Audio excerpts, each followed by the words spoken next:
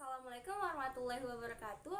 Halo semuanya, apa kabar hari ini? Tetap semangat dan terus belajar. Di video kali ini saya ingin menjawab beberapa pertanyaan dari tugas video kedua program kebimbaan. Pertanyaan yang pertama yaitu, apa yang sahabat pahami tentang dasar hukum dalam menerapkan metode Bimba?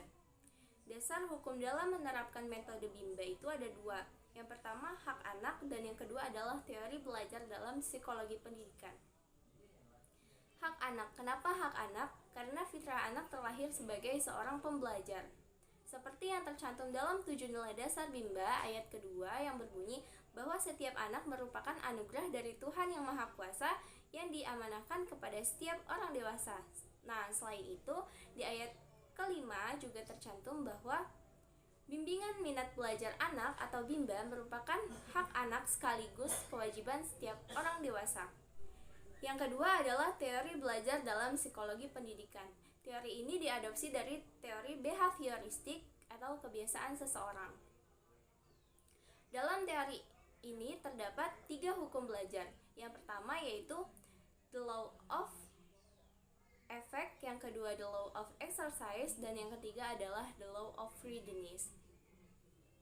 Kita bahas satu persatu ya. The law of effect atau hukum sebab akibat, yaitu dimana ketika kita melakukan proses belajar yang menyenangkan maka akibatnya akan terulang. Yang kedua adalah the law of exercise atau hukum latihan, dimana ketika kita terus mengulang kegiatan yang kita sukai maka akibatnya akan mampu. Yang ketiga yaitu the law of readiness atau hukum kesiapan, yaitu dimana ketika seseorang sudah mampu maka prosesnya pun akan menjadi menyenangkan dan dampaknya adalah bisa menumbuhkan minat belajar yang menggelora atau minat kuadrat. Pertanyaan kedua yaitu apa yang dimaksud bermain sambil belajar? Bermain sambil belajar merupakan kegiatan bermain yang dimana kegiatan tersebut diselingi dengan materi pembelajaran.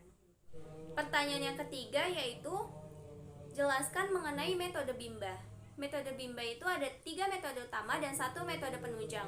3 metode utama yaitu fun learning, small step system, dan individual system. Sedangkan 1 metode penunjang yaitu variation skill. Kita bahas satu persatu ya. Fun learning yaitu merupakan proses belajar yang sepenuhnya menyenangkan.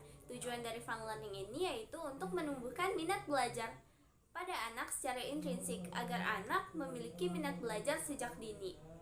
Gimana sih agar fun learning ini dapat tercapai? Yaitu kita harus melakukan small step system atau kita harus melakukannya dengan cara yang bertahap. Agar small step system ini dapat terjadi, maka kita harus melakukan individual system, yaitu dimana kita menjadikan anak sebagai subjek belajar agar anak berperan aktif dalam proses bermain sambil belajar tersebut. Yang keempat adalah variation skill, di mana motivator harus mampu memvariasikan antara aspek belajar dengan kegiatan belajar yang meliputi kemampuan afektif, kognitif, dan juga psikomotorik, baik motorik halus atau motorik kasar. Pertanyaan yang keempat yaitu bagaimana hubungan antara fun learning dengan bahagia? Jadi apabila kita melakukan proses belajar yang menyenangkan atau fun learning, maka proses tersebut dapat memberikan kesenangan maupun kebahagiaan.